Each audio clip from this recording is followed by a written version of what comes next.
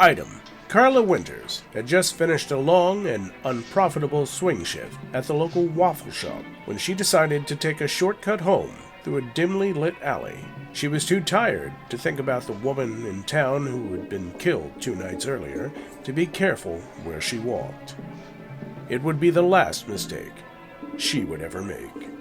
After I settled in at the affordable with no cleaning staff hotel, I ventured out all night, trying to follow the paths of the murders, haggling for details with the local sheriff, the less than honorable Cyrus Plunkett. He said I was wasting his time.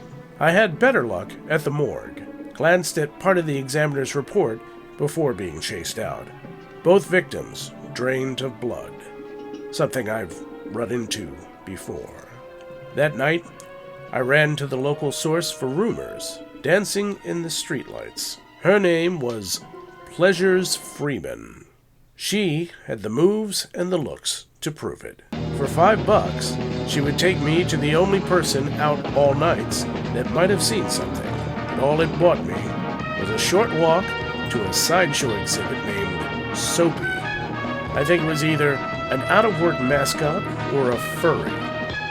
That and my sneakers got me no further into getting this story written. I'll have to hit the bricks again tomorrow. Postscript. I see they call the pizza special the Kingdom Come. It's the fastest way to meet your maker.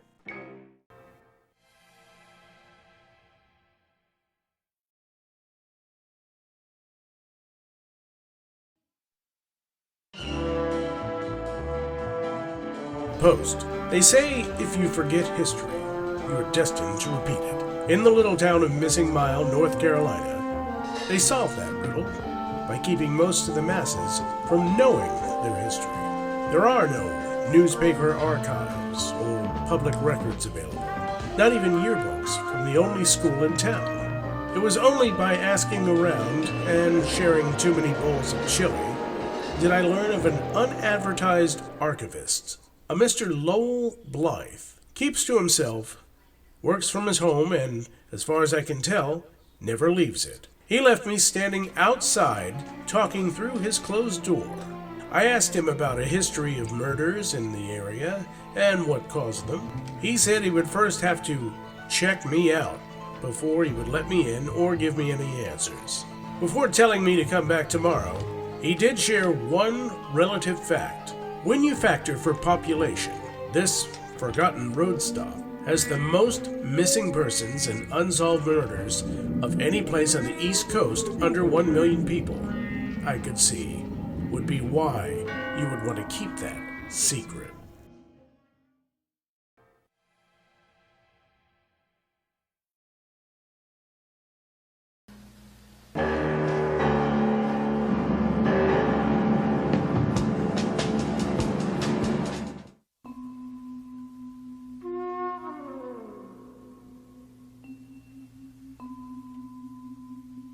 Post. While dining in the only decent place for breakfast around, the Waffle Hut, I happened upon the only other person asking questions about one of the victims. In a place that keeps quiet, I just hit a jackpot. Over a cup of burnt coffee, I introduced myself to Miss Catherine Rayner, a former roommate and college friend of the late Monica Sims. She came to town for this reason similar to mine, looking for answers. But for me, she'd provide some answers, and even more questions about why Monica came and died here. She said Monica was happy and carefree, but 6 months ago started to act different. She became more moody and intense, and became obsessed with the occult, and she wouldn't say why. Then, 6 weeks ago, she said she had to leave for a while to do some research. Monica started sending her rather cryptic letters from this postmark, most of it not making any sense. The letters stopped 2 weeks ago, Kathy only finding out of her death this week. She brought the letters, but the sheriff wasn't interested.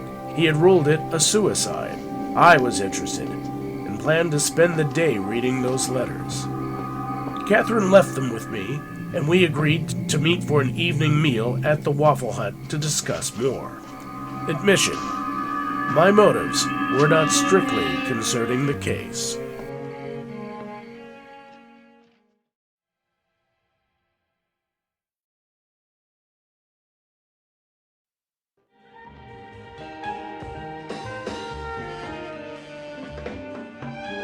Post. Most of my day consisted of reading the letters Monica Sims had sent to Catherine, trying to figure out if there was some code of what she was trying to convey. She kept going on about the skeletons in her family's past. From what the internet could find, a century back, her great-grandfather was involved in a group called the Dorian Society. It was a collection of well-to-do Ivy Leaguers who were convinced the end of the world was coming. They believe our history is an ever-turning cycle of being wiped out by something and then rebuilding society from the ashes. In a desperate attempt to control the process, leader Frank Glup performed a dark ritual which led to the deaths of many of the members and violent destruction of several buildings and acres of land by fire and unknown explosives. Those who survived the event were arrested but eventually committed to asylums, no longer treatable for their insanity. When evening came, I checked by her room and got no answer. The same when I tried to call her, and she was a no-show at the Waffle Hut as well. As I became more concerned, I went to the front desk to ask if they had seen her. They had. 2 hours earlier, she had come down frantically, asking for a taxi and details about the Soap County National Park. That's strange. The park usually closes at dark except for campers renting cabins, and she was no camper. A small town means there's only one cabbie on shift. I got them to take me to where she was dropped off. I wasn't liking this one bit.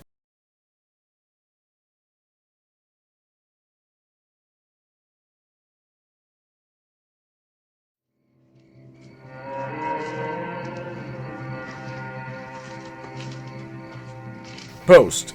By the time this venerable reporter arrived at the park site, the lights were out and the moon was shining.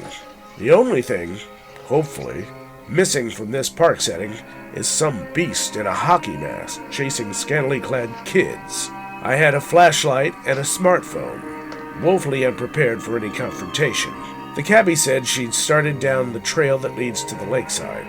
I made my way, 20 minutes of stumbling and dodging countless branches. I thought I could hear whispers, people talking, and the smell of some strange incense. When I reached the turn in the trail overlooking the lake, I found Catherine among some rocks. Most of her, anyway. The prior two murders, the victims were missing their blood. With dear Catherine, it had escalated. She was missing her head, and did not lose it easily.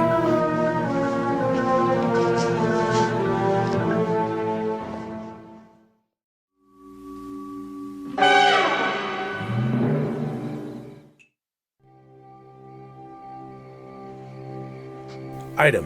One of her secrets Catherine Rayner had were now lost. Along with her head, not cut, was literally ripped from her body by something massive and strong. I was suddenly alerted to something moving out on the water, something big from the sounds of it. As I raised my smartphone to try and take a picture, I heard a snap of a twig behind me, and then a sack full of hammers raining on my skull. As I caught the night train to unconsciousness, I again heard people whispering all around me, but the tongue was foreign, like it hadn't been spoken in many centuries. Could it be this old reporter had covered his last story?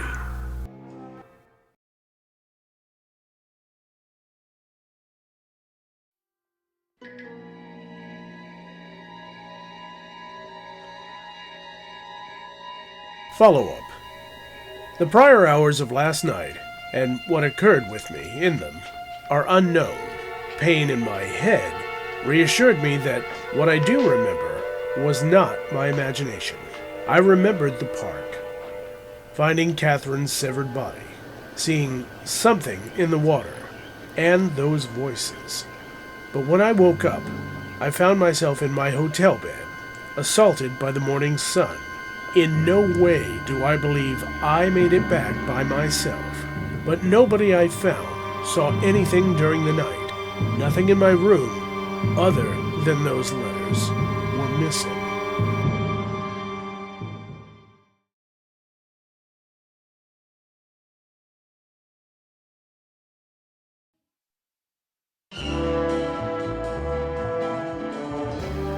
Post. Once I could walk, I went straight to the sheriff. He was out, and when radioed, wanted nothing to do with me. It's part of my charm, I guess. He referred me to his deputy, one Officer Cruella Rodriguez. I took her to where I had seen the body, but there was no trace anything had happened. There were no other witnesses, so I was read the Riot Act for making a false report. I implored her to check back at the hotel, but it was also clean. The front desk saying that Catherine was paying daily and probably just checked out, so there were no belongings. My one good lead was gone, meaning a tragic dead end.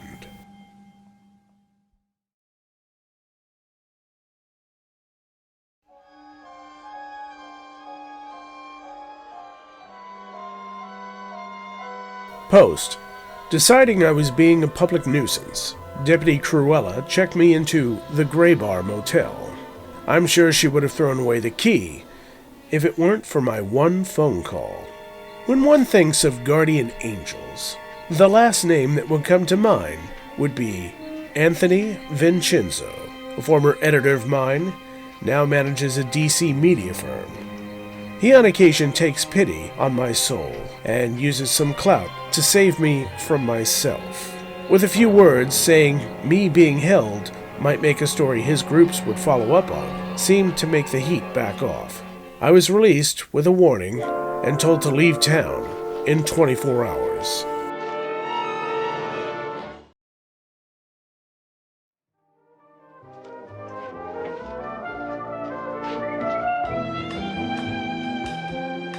Post. I grabbed a bite to eat at some forgotten fast food chain that had failed everywhere else. I thought hard to remember the words those voices said, the only possible clues I had left. My instinct told me time was running out to save this story. I hightailed it back to the local paranoid, Lowell Blythe. This time, we met face to face. He decided I was neither a kook or one of those notorious men and seersucker that he feared. I tried to pronounce the words that I'd heard. After looking through some books and doing a word search, he found an online lecture from some university in Massachusetts. Doomsday Cults, reflecting on the return of the Elder Gods. It wasn't the gobbledygook that interests me, but the speaker, Althea Glup Sims. That would be Monica's mother.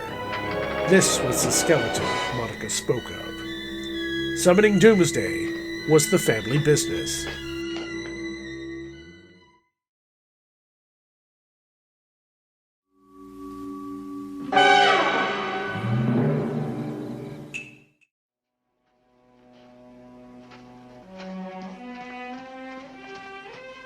Item. How does one go about bringing the end of the world? Well, according to Althea Glup Sims, self-proclaimed scholar on Cthulhuid mythos and Lowell Blythe's research, you would open a portal to a nether realm where these powerful elder gods sleep. Done at certain phases of the lunar cycle, you then offer human sacrifices of particular bloodlines to entice them to awaken and fully enter this dimension. And like that, you become the favored minions and rule over what the elder gods leave behind. I was right. Tonight is the last phase of the lunar cycle. The ritual must be held specifically on a crossing of ley lines, ancient energy indexes that connect throughout the globe. My hunch is I found that when I found Catherine's body. But how can I stop the ritual? The police won't believe me, may even be in on it. Blythe was already pushing me out the door as he was fleeing the area to hide in his bunker. I had no idea who the sacrifice would be. The book said the only protection from the gods and their minions was an elder symbol, but it gave no description and no way to make one. Somehow, I didn't think wooden stakes, across, or my camera flash would work this time. This story was going to be even bigger than the Collinsport, Maine incident.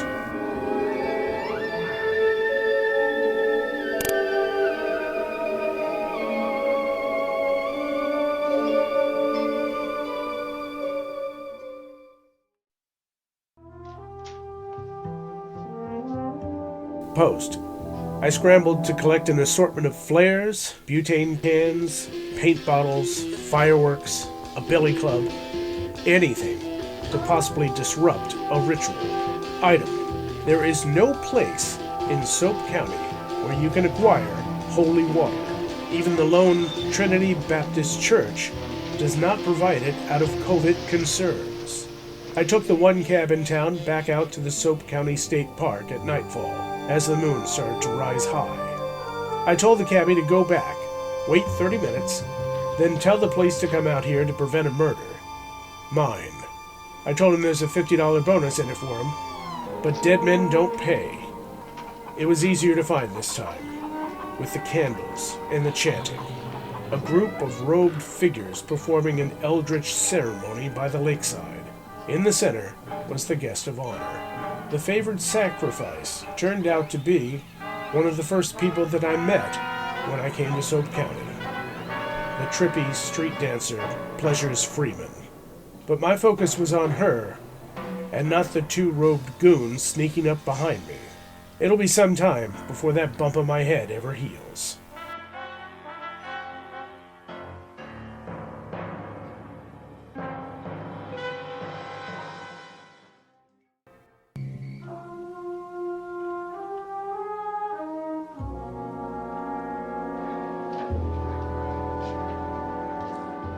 Post. Again, I was clubbed unconscious and carried. This time, into the ritual ring. My guess is, I was going to be an appetizer for whatever hungry monster they were summoning, along with Miss Pleasures, seemingly too drugged out to notice or care. But while caught by surprise, I was not fully unprepared this time. The blow stunned me, but I'd put a small metal bowl inside my lucky hat, and it took most of the blow.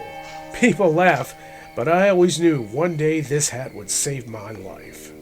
But my bag of goodies was gone. I played dead to keep from being it. I let them finish their chant. I peeked and saw all the cultists were wearing the same robes and markings, except for the leader holding me. He wore some funky bone necklace. That must be the elder's symbol thingy. Suddenly, there was great movement at the shore as these tentacled, hulking things shambled out of the lake toward us.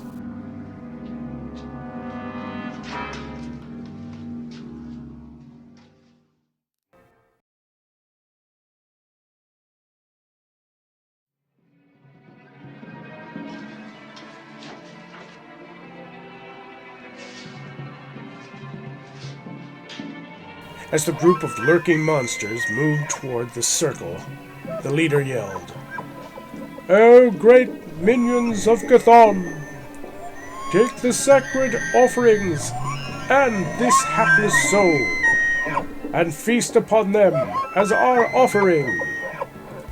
And then satisfied, breach the portal gate and bring forth your god, Nyarlathotep, to reap this world of its juices, and we will be its humble servants."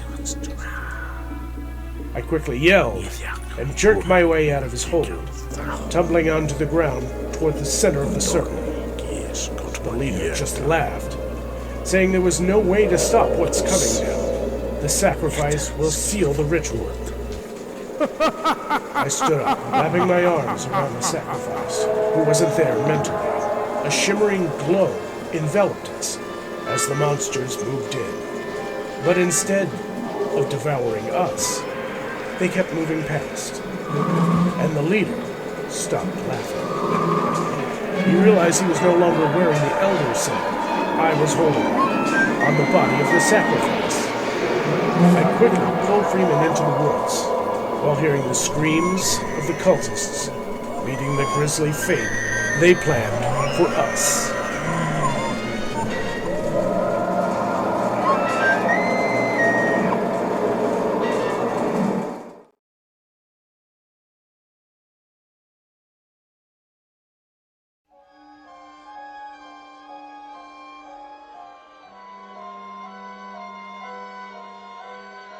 Epilogue.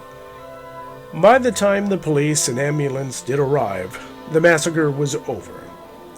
I got Miss Freeman to the EMTs, who said she may have OD'd on something, but would be okay. The deputy kept me back until the crime scene could be secured, i.e., sanitized from anything beyond the official story. I got in one picture of the bodies, sans the robes and ritual trappings. That got cleaned up first.